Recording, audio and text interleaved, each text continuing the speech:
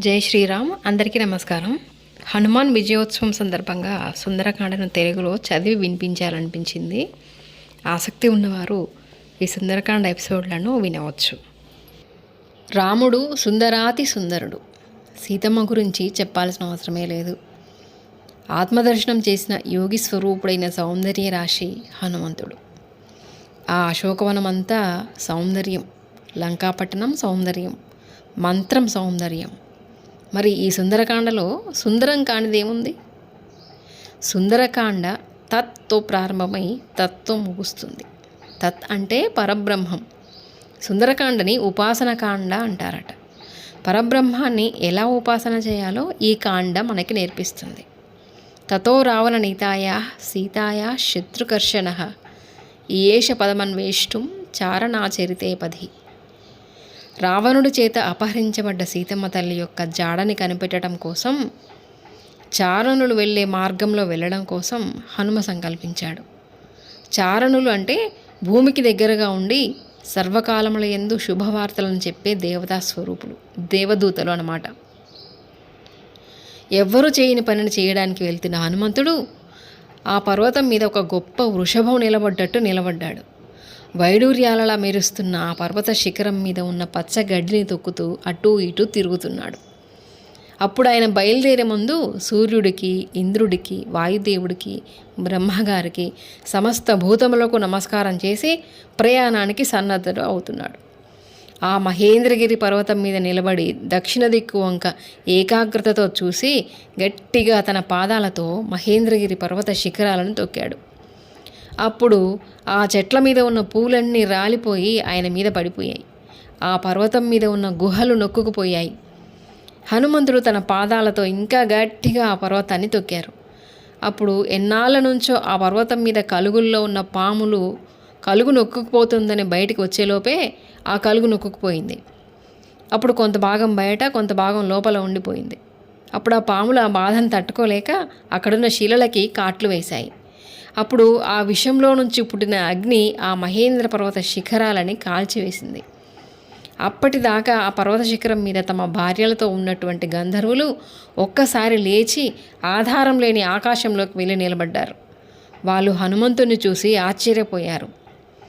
ఏష పరత సంకాశో హనుమాన్ మారుతాత్మజ తితీర్షతి మహావేగ సముద్రం మకరాలయం.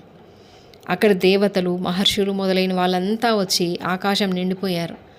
అప్పుడు వాళ్ళు అనుకున్నారు, ఏమి ఆశ్చర్యంరా, పర్వత స్వరూపమైన శరీరం ఉన్న హనుమంతుడు ఇవాళ ఈ సముద్రాన్ని దాటి వెళ్ళడానికి సిద్ధపడుతున్నాడు అని అనుకుంటూ హనుమంతుడిని ఆశీర్వదించారు. అప్పుడు హనుమంతుడు తన తోకని ఒక్కసారి పైకి ఎత్తి అటు ఇటు ఊపిరిని తీసి తన వక్షస్థలంలో నిలబెట్టి గట్టిగా తన పాదాలతో ఆ పర్వతాన్ని తొక్కి తొడలని విశాలంగా పక్కకు పెట్టి ఒక్కసారి అక్కడున్న వానరాల వంక చూసి, రాముడి కోదండం నుండి వెలువడ్డ బాణంలా నేను లంకాపట్టణం చేరుకుంటాను. అక్కడ సీతమ్మ దర్శనం అయితే సరే, లేకపోతే అక్కడి నుంచి స్వర్గలోకానికి వెళ్ళి సీతమ్మను వెతుకుతాను. ఒకవేళ సీతమ్మ నాకు స్వర్గలోకంలో కనబడకపోతే అదే వేగంతో లంకకి తిరిగొచ్చి రావణుడిని బంధించి రాముడి పాదాలకు సమర్పిస్తాను అని ప్రతిజ్ఞ చేసి తన పాదాలను పైకెత్తి ఆ పర్వతం మీద నుంచి బయలుదేరాడు. హనుమంతుడు అలా వేగంగా పైకి లేచేసరికి కొన్ని వేల సంవత్సరాల నుండి ఆ పర్వతం మీద పాతుకుపోయిన మహావృక్షాలు వేలతో సహా ఆయనతో పాటు పైకి లేచాయి. ఆకాశంలో వెళ్తున్న హనుమంతుడి మీద ఆ చెట్లు పుష్పాలను కురిపించాయి. తేలికైన చెట్లు చాలా దూరం వెళ్ళాయి, బరువైన చెట్లు ముందుగానే పడిపోయాయి. అలా వెళ్ళిపోతున్న హనుమంతుని చూసేసరికి ఈయన ఆకాశాన్ని తాగుతున్నాడా, సముద్రాన్ని తాగుతున్నాడా అని అనుమానం వచ్చింది. పసుపచ్చని కళ్ళతో హనుమంతుడు మెరిసిపోతున్నాడు. ఎర్రటి నోరుతో సూర్యమండలం వెలిగిపోతున్నట్టు ఆయన ముఖం వెలిగిపోతుంది. ఆయన తొడల వేగానికి సముద్రాన్ని చాప చుట్టినట్టు చుట్టి పైకి ఎత్తేశాడు. అప్పుడు ఆ నీళ్ళల్లో ఉన్న తిమింగలాలు, తాబేళ్ళు, చేపలు, రాక్షసులు పైకి కనపడ్డారు. హనుమంతుడు ఒక్కొక్కసారి మేఘాలలోకి వెళ్ళిపోయి మళ్ళీ బయటికి వస్తూ ముందుకు వెళ్ళిపోతున్నాడు. హనుమంతుడు అంత వేగంతో వెళ్ళిపోతుంటే కింద నుంచి సాగరుడు చూసి, సాగరములు ఏర్పడడానికి ఇక్ష్వాకు వంశంలో పుట్టిన సగర చక్రవర్తి కారణం కనుక అటువంటి ఇక్ష్వాకు వంశంలో పుట్టిన రాముడి కార్యం కోసం హనుమంతుడు సాగరం మీద నుంచి వెళ్తున్నాడు కనుక ఆయనకి ఆతిథ్యం ఇవ్వడం మన ధర్మం అని అనుకుని తనలో ఉన్న మైనాక పర్వతం వంక చూసి, నిన్ను దేవేంద్రుడు ఇక్కడ ఎందుకు వదిలేశాడో తెలుసా? పాతాళ లోకంలో ఉన్న రాక్షసులు అప్పుడప్పుడు సముద్ర మార్గం నుంచి భూమి మీదికి వచ్చేవారు. అలా రాకుండా ఉండడానికి పాతాళానికి ఉన్న పెద్ద రంధ్రానికి నువ్వు అడ్డంగా పడ్డావు. ఇక కింద వాళ్ళు పైకి రారు అని ఇంద్రుడు నిన్ను వదిలేశాడు.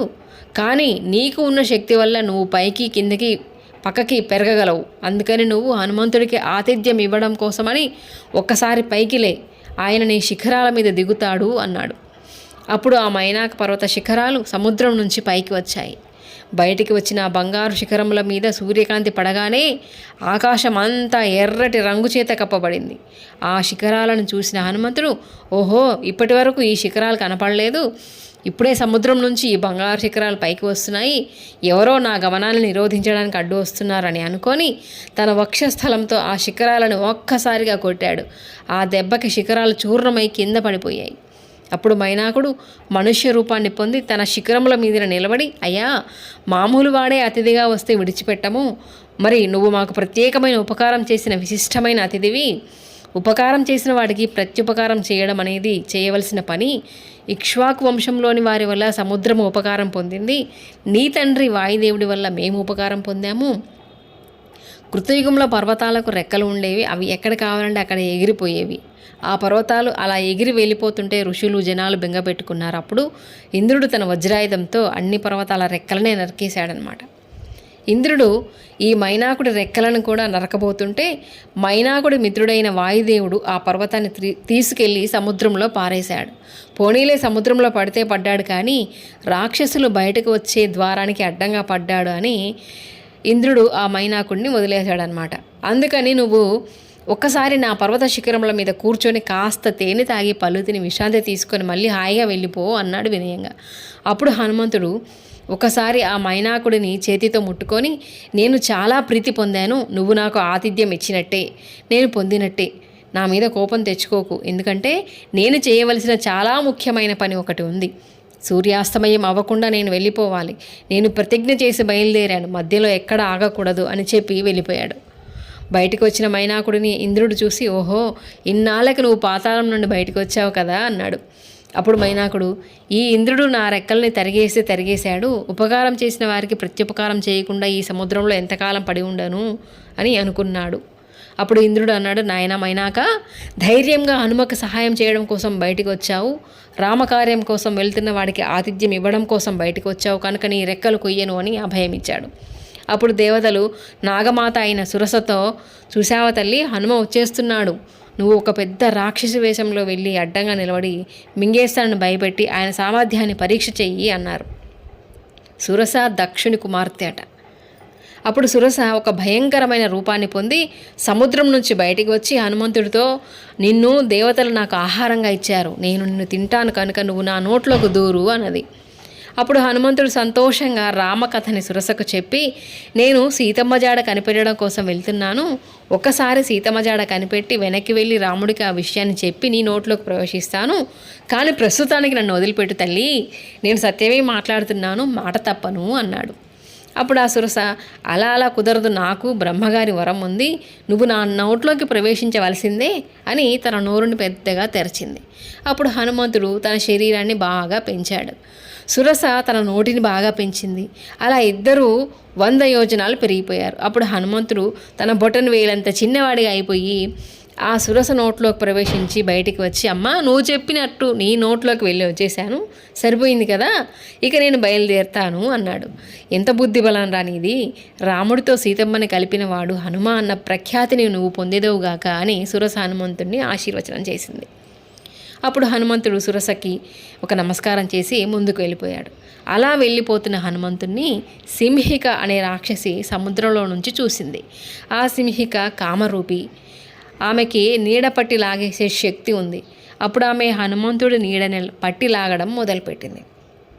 తన గమనం తగ్గుతోందని గమనించిన హనుమంతుడు తన శరీరాన్ని ఒక్కసారిగా పెంచేశాడు. ఆ సింహిక కూడా తన శరీరాన్ని పెద్దగా చేసింది. మళ్ళీ హనుమంతుడు చిన్నవాడిగా తన శరీరాన్ని మార్చి ఆ సింహిక నోటి ద్వారా లోపలికి ప్రవేశించి ఆమె గుండెకాయను తెంపేసి బయటికి వచ్చేశాడు. గిలగిలా తన్నుకొని ఆ సింహిక మరణించింది. అలా ముందుకు వెళ్ళిన హనుమంతుడు లంకా పట్టణాన్ని చేరుకున్నాక తన శరీరాన్ని చిన్నదిగా చేసి లంబగిరి అనే పర్వతం మీద దిగాడు. సుందరకాండలో 1వ రోజు పారాయణం ఇలా తెలుగులో అర్థమయ్యే విధంగా చదివి మీకు వినిపిస్తున్నాను. సుందరే సుందరో రామ, సుందరే సుందరీ కథ, సుందరే సుందరీ సీత, సుందరే సుందరం వనం, సుందరే సుందరం కావ్యం, సుందరే సుందరం కపిః, సుందరే సుందరం మంత్రం, సుందరే కిం న సుందరం. పెద్దలైన వారు సుందరకాండ గురించి ఈ మాట అన్నారు. ఇది వాల్మీకి మహర్షి రచించిన శ్లోకం కాదంట. పూర్తిగా విన్నందుకు ధన్యవాదాలు.